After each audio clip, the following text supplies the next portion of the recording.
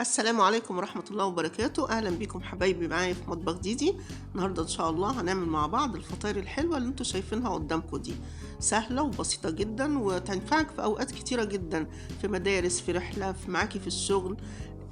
قبل ما أبدأ الفيديو بتاعي بفكركم حبايبي متنسونيش باللايك، وإذا كنت لسه مشتركتوش في القناة وعجبكم الفيديو بتاعي تنزلوا واشتركوا. كمان تفعلوا جرس الإشعارات عشان يوصلكم كل جديد. ويلا بينا نبدأ الفيديو بتاعنا.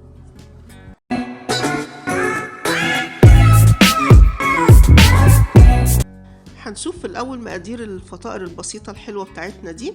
معايا كوبايتين من الدقيق المنخول، معلقتين سكر، رشة الملح، معلقة كبيرة خميرة فورية، 3 معالق كبار زيت طبعا يكون عباد شمس، ومية للعجن.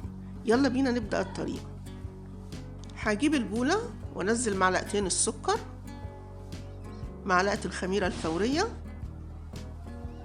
3 معالق من الزيت،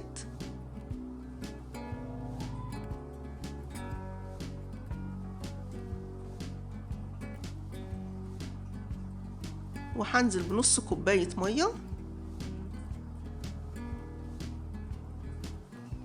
وهقلب كل ده مع بعض كويس قوي.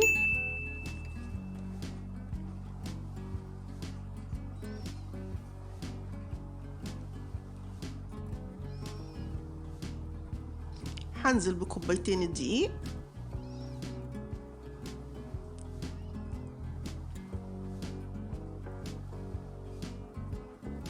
وعليهم رشة الملح. هقلب الملح مع الدقيق كده في الأول، وبعدين أخلط الخليط كله مع بعض. هلم كده الأول بالمعلقة،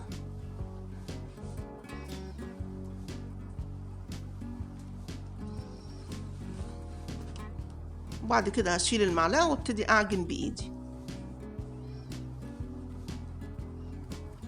شوفي مقاديرها بسيطة جدا جدا وموجودة عندك في البيت كلها.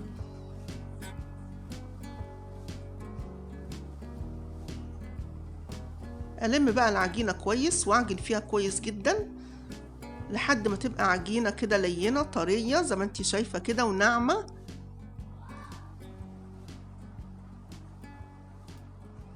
عجينة اتلمت اهي معايا، وهنزلها على الرخامة. احط شوية دقيق كده واعجن فيها بقى 7 دقايق 10 دقايق لحد ما احس ان هي بقت عجينة ناعمة خالص ولينة.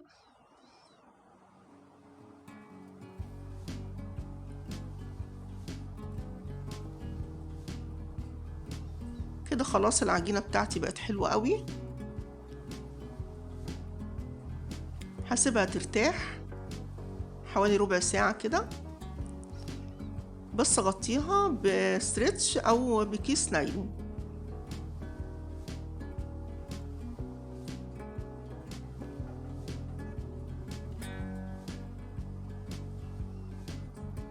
العجينة بتاعتي ارتاحت خلاص، شوفي ملمسها.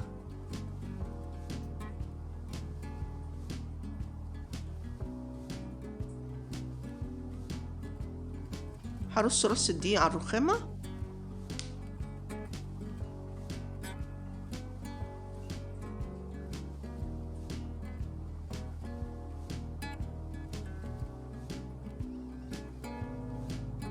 ورش دقيق فوق العجينة كده، وهفردها كلها مرة واحدة.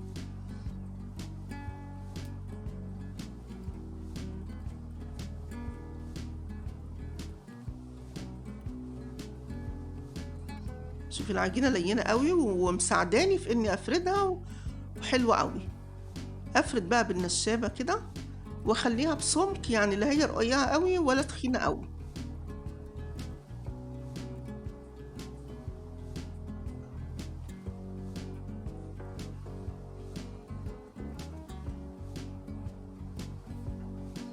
بعد كده هجيب الفرشة كده بشوية مية صغيرين او ممكن حليب، رش عليها شوكولاتة فرماسيلا او شوكولات شيب. لو انت حابة يعني شوكولات شيبس بدل الفرماسيلا ممكن.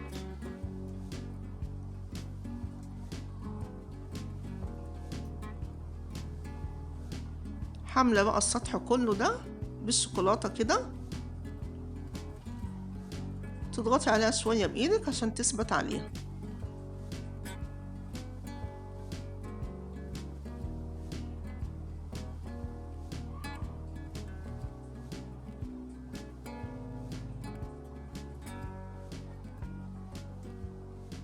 فطائر بسيطة قوي وسهلة، والولاد يفرحوا بيها وتنفعك في اي وقت. هبتدي بقى ابرم العجينة بالراحة كده، هعملها رول.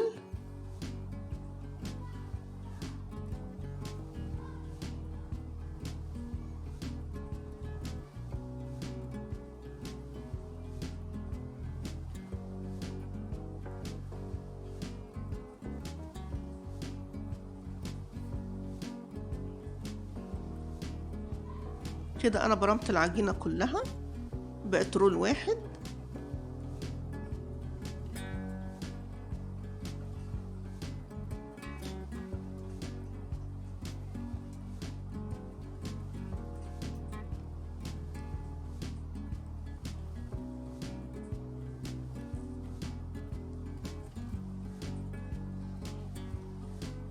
واخدها بقى اقطعها على اجزاء، كل جزء من دول هيبقى فطيرة.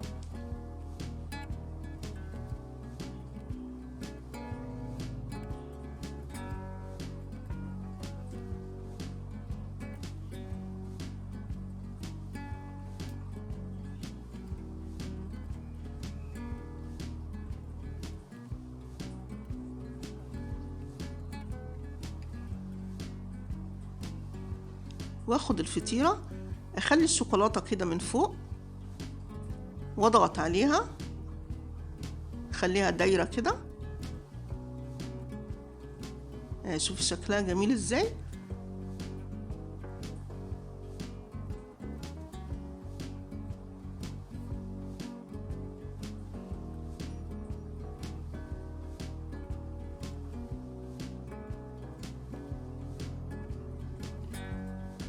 دلوقتي انا مولعه الفرن بتاعي وسخن، وهدخلها على اعلى درجة حرارة. مجهزة كمان الصينية بتاعتي ودهنها كويس بالزيت.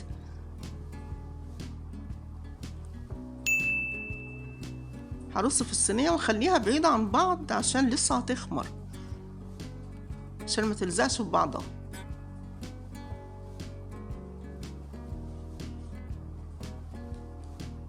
اهي كده خلاص الصينية بتاعتي خلصت.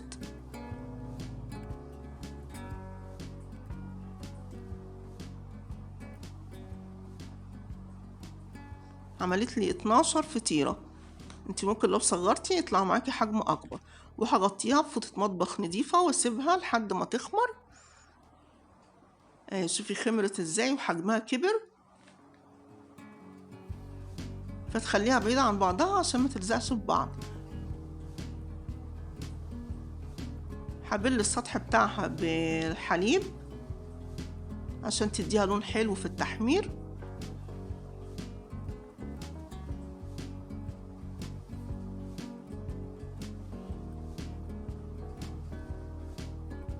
ممكن لو انت حابة تدهنيها بيض ممكن.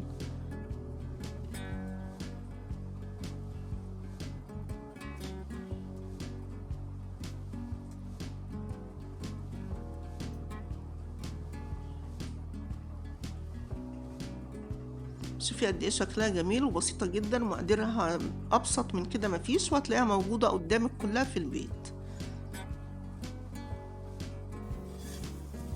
هدخلها الفرن في الرف الاوسط، ولما تاخد لون من تحت هطفي النار اللي تحت وولع الشواية.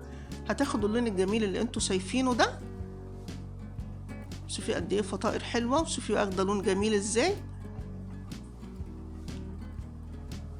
هغطيها كده شوية، ما طلعهاش على طول وهي سخنة، هغطيها لما تهدى عشان ما تنشفش. شوفي طرية ازاي، حلوة قوي قوي،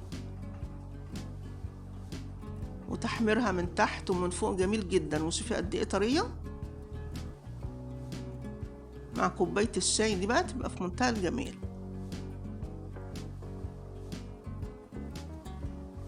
شوفي لما هديت تشيليها بسهولة من الصينية. وادي الفطائر بتاعتي اهي زي ما انتوا شايفينها كده، شكلها يفتح النفس وجميلة قوي، الولاد يفرحوا بيها، وهشة جدا وطرية وطعمها في منتهى الجمال، والشوكولاتة كمان مديها طعم احلى. يلا جربي الفطائر الحلوة البسيطة دي، ان شاء الله هتعجبك. لو عجبكم الفيديو بتاعي متنسونيش باللايك، عايزة لايك للفيديو عشان يوصل لأكبر عدد ممكن. لو لسه مشتركتوش في القناة انزلوا واشتركوا وفعلوا جرس الإشعارات عشان يوصلكم كل جديد، وشاركوا أصحابكم الفيديو، وبالهنا والشفا.